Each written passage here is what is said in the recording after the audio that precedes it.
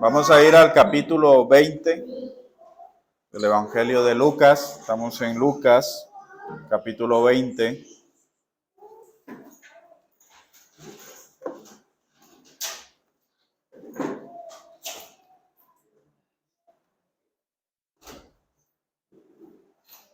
Y vamos a estar ocupándonos entre el versículo 27 al versículo 40. Así que ubiquémonos en el versículo 27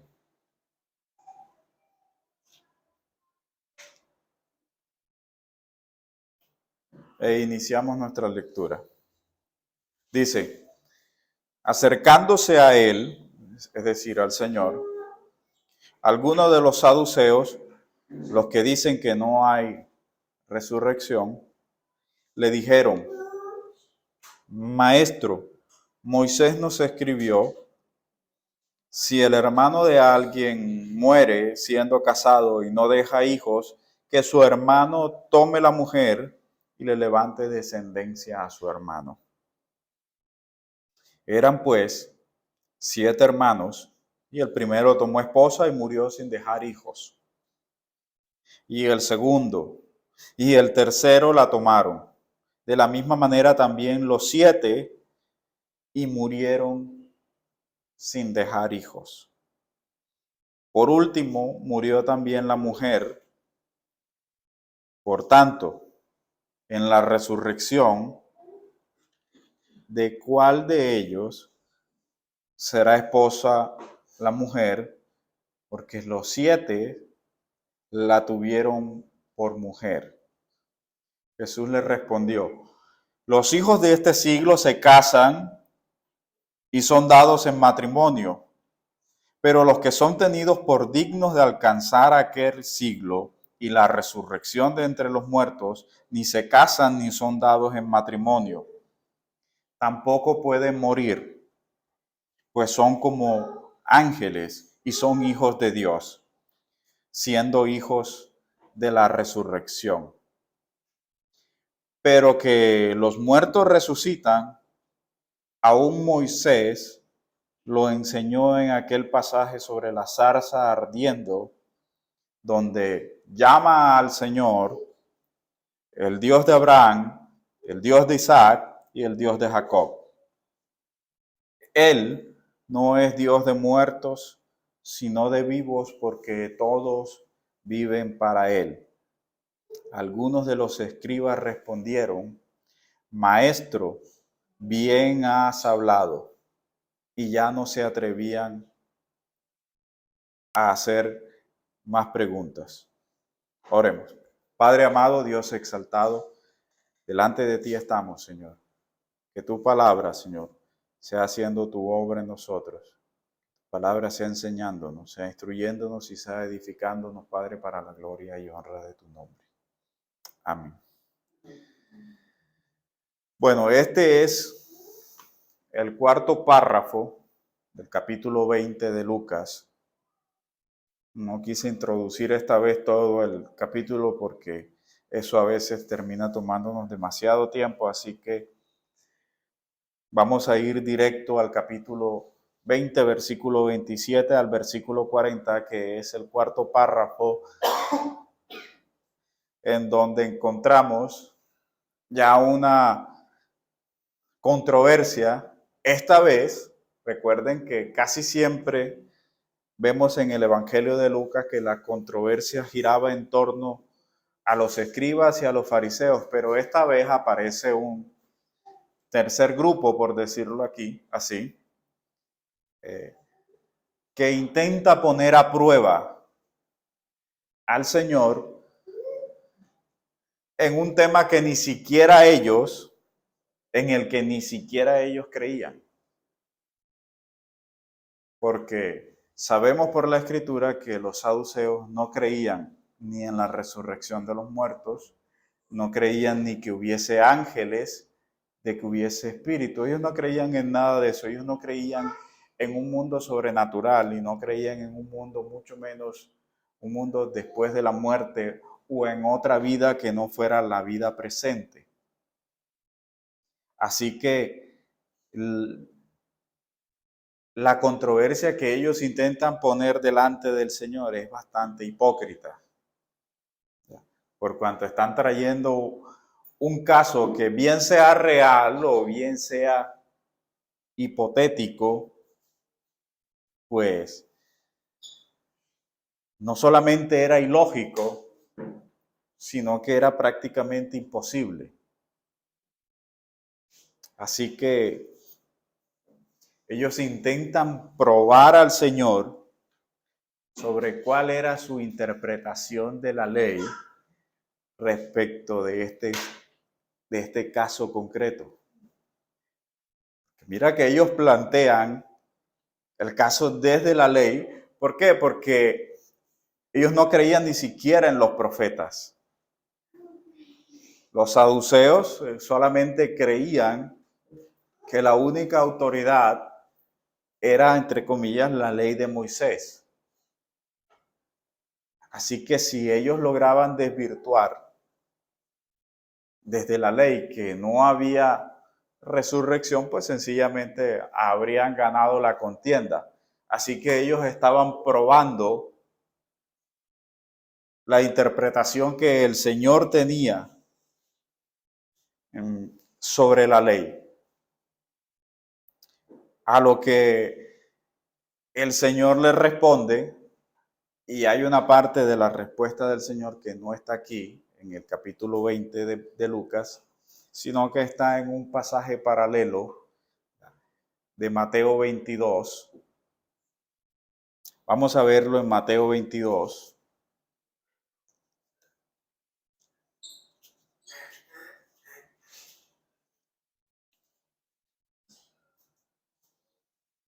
En el capítulo 22 de Mateo, versículo 23.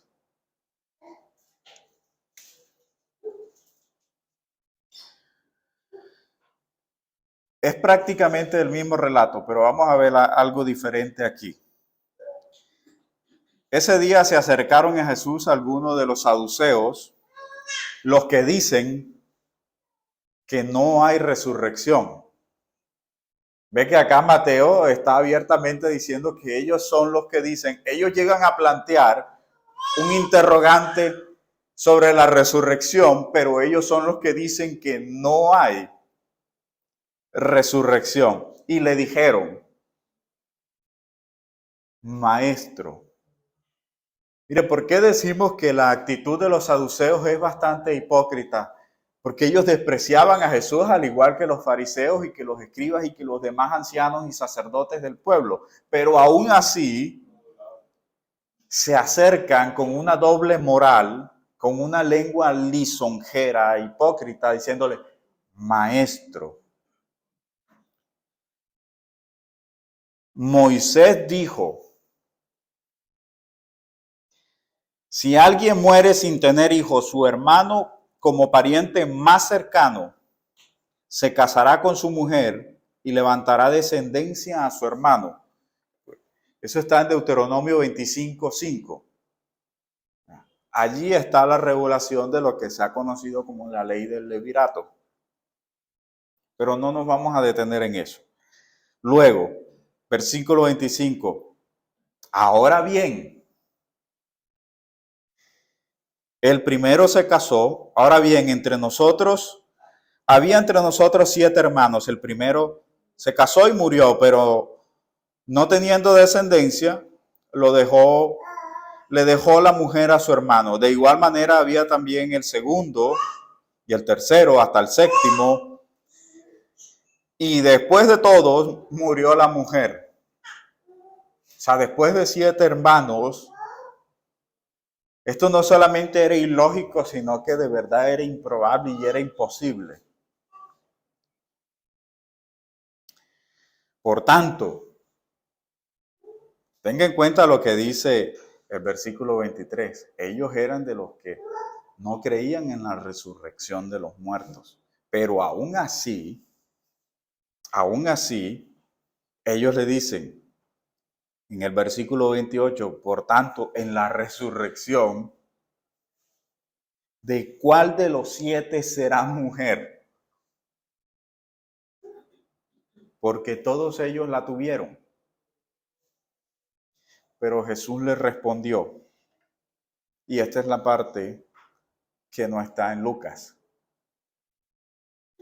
Están equivocados porque no comprenden las Escrituras ni el poder de Dios. Porque en la resurrección ni se casan ni son dados en matrimonio, sino que son como los ángeles de Dios en el cielo. Y en cuanto a la resurrección de los muertos, no han leído lo que fue dicho por Dios cuando dijo: yo soy el Dios de Abraham, el Dios de Isaac y el Dios de Jacob. Dios no es Dios de muertos, sino de vivos. Al oír esto, las multitudes se admiraban de su enseñanza. Entonces vemos aquí que ya Jesús aborda la pregunta con una confrontación real sobre la vida y la muerte y sobre quién es Dios. Y entonces aquí entra la interpretación. Ellos querían ver, querían probar cuál era la interpretación que el Señor hacía sobre la ley. Pero ellos esperaban que Jesús les diera una respuesta. No sabe uno quizá qué tipo de respuesta estaban esperando. Pero lo que sí les responde el Señor es que ellos eran ignorantes y no comprendían ni la palabra de Dios, ni comprendían la dimensión del poder de Dios. Y añade a eso, ¿por qué no lo comprenden? Porque Dios mismo, porque es Dios quien se hace llamar a sí mismo en la Escritura el Dios de Abraham, el Dios de Isaac, el Dios de Jacob. Así que el Señor les hace notar a los saduceos pues su ignorancia y los remite a que presten más atención pues al testimonio de la Escritura para que puedan tratar de comprender con certeza el poder de Dios.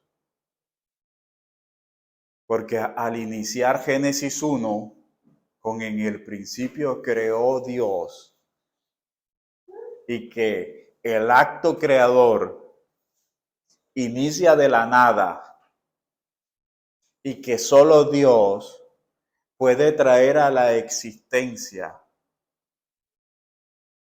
lo que no existe, es decir, donde no hay materia. Se sabe que el ser humano puede crear cosas a partir de la materia, pero el hombre no puede crear cosas a partir de lo que no existe. Solo Dios crea de la nada. Y por eso el relato de la creación es una clara demostración del poder creador de Dios. Entonces el Señor les pone de manifiesto claramente su ignorancia y acude y los lleva a la misma Escritura a mostrarles lo que la palabra dice acerca de Dios. Y los lleva precisamente a las palabras que Moisés registra en la Escritura. Porque ya que ellos no aceptaban ninguna otra autoridad, ya que ellos no aceptaban que a partir de Moisés hubiese más libros inspirados por Dios, es decir, ellos no reconocían la autoridad divina del resto de las escrituras del Antiguo Testamento. Para ellos la única autoridad divina en materia divina era la Torá. A partir de allí no había ningún tipo, no había más autoridad divina, solo la autoridad de Moisés. Entonces es cuando el Señor dice, ok, solo Moisés. Entonces vayamos a Éxodo capítulo 3.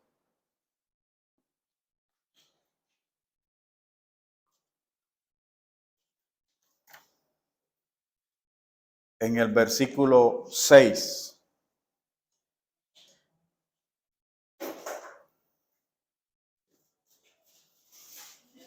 Vamos a leer desde el versículo 1 para que entendamos un poco el contexto de lo que se está desarrollando aquí. Dice, Moisés apacentaba el rebaño de Yetro, su suegro, sacerdote de Madián.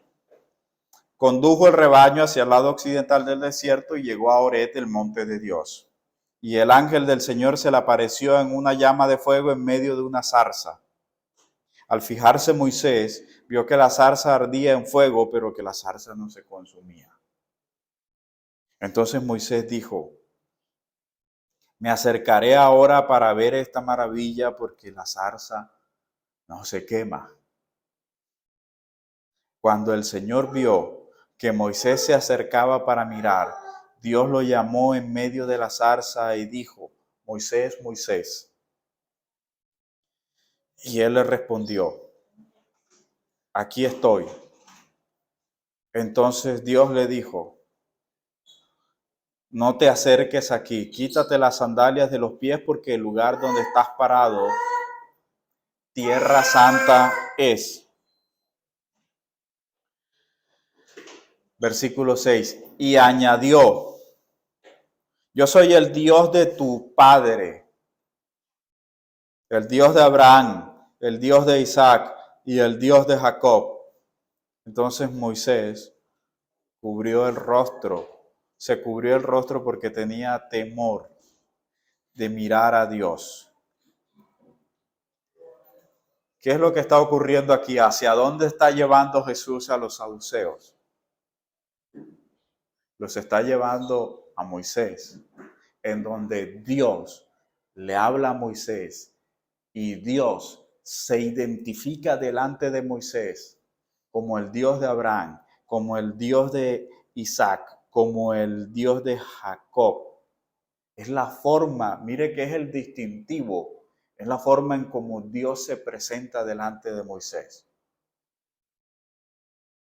Como el Dios de Abraham, como el Dios de Isaac. Así es como Él se identifica. Y allí mismo en el versículo 15 continúa diciendo,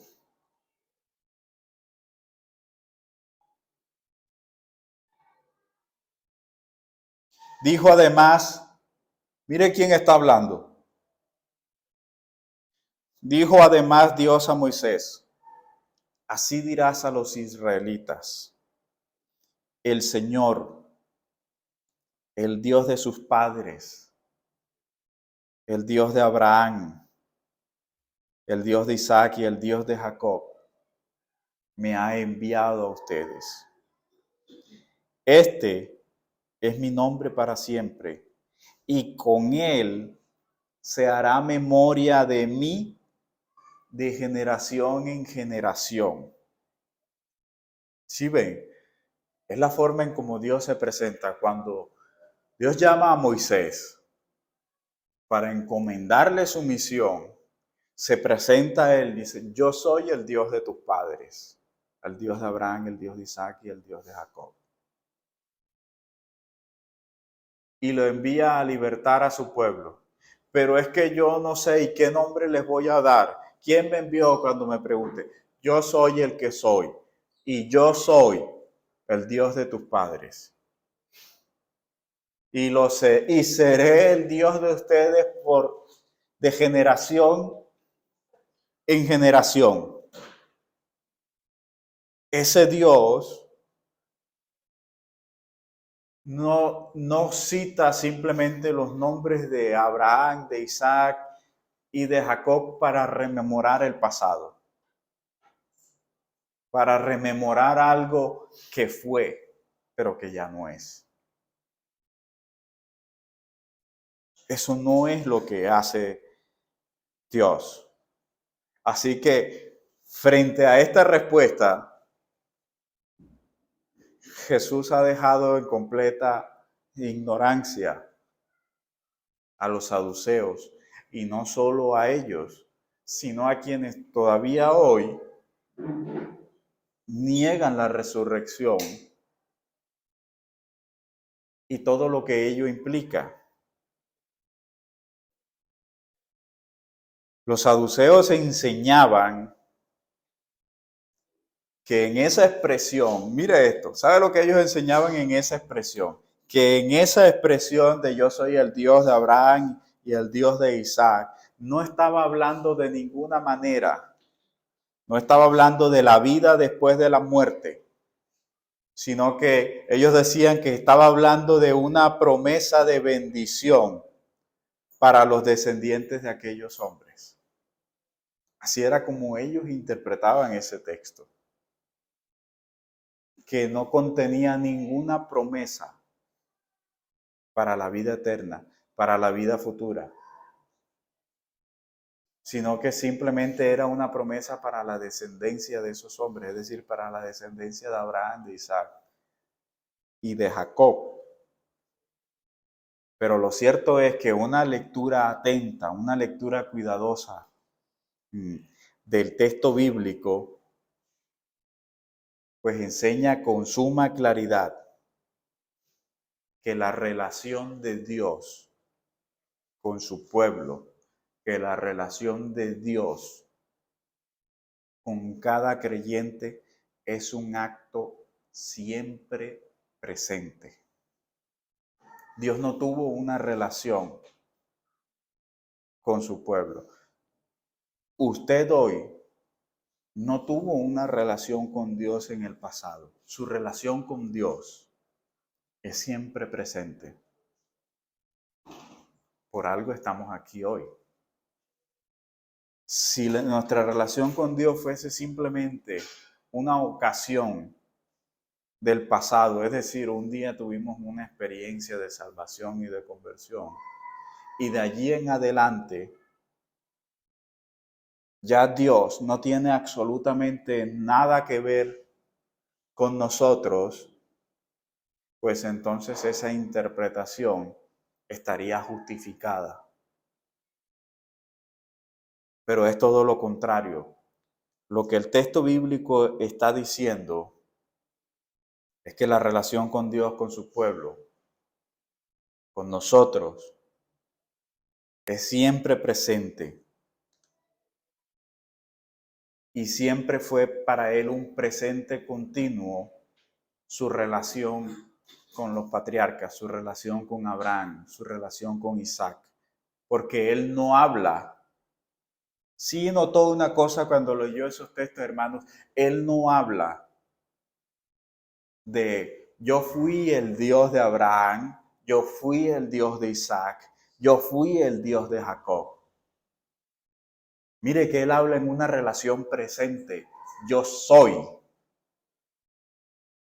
Yo soy tu Dios y el Dios de tus padres. Él no dice a Moisés, yo soy tu Dios y fui el Dios de tus padres. No, yo soy tu Dios. Y yo soy el Dios de Abraham, el Dios de Isaac, el Dios de Jacob. Por lo que hay una clara demostración en el texto de Éxodo que sí hay una promesa de vida eterna y de salvación de parte de Dios para con su pueblo. Y esa esperanza está sostenida por aquel que no puede mentir, por aquel que jamás se retracta de su palabra. Y el autor de Hebreos, que hace una remembranza de los hombres de Dios en el capítulo 11, en el versículo 19, vamos a leerlo. Hebreos capítulo 11,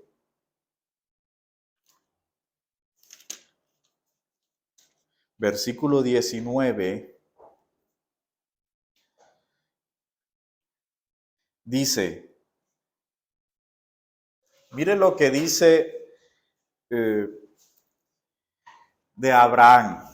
Vamos a leer desde el versículo 17 al 19. Dice, por la fe, Abraham, cuando fue probado, ofreció a Isaac. Y el que había recibido las promesas ofreció a su único hijo. Fue a él a quien se le dijo, en Isaac te será llamada descendencia. Él consideró que Dios, ¿qué pensó Abraham? ¿Qué fue lo que pensó Abraham acerca de las promesas que Dios le había dado? ¿Que eran solamente promesas que Dios no iba a cumplir? Dice, él consideró, esta es la apreciación, mire que el autor bíblico está dándonos la apreciación, la convicción de Abraham. Él consideró que Dios era poderoso, que Dios era poderoso para levantar aún de entre los muertos, de donde también, en sentido figurado, lo volvió a recibir. ¿A quién? A Isaac. Dios pone una prueba delante de Abraham y le dice, dame a tu único hijo, tu amado, ofrécelo en sacrificio. Y Abraham iba dispuesto hacia ese monte con su hijo, cargando incluso la madera para el sacrificio. Y aún lo tiende sobre un altar y lo ata y levanta su mano cuando el ángel del Señor le dice, detén tu mano y no le hagas daño al muchacho porque el Señor sabe que eres temeroso de Dios, que eres fiel. Y aún así, parece que Abraham consideró y dio por muerta a su propio hijo,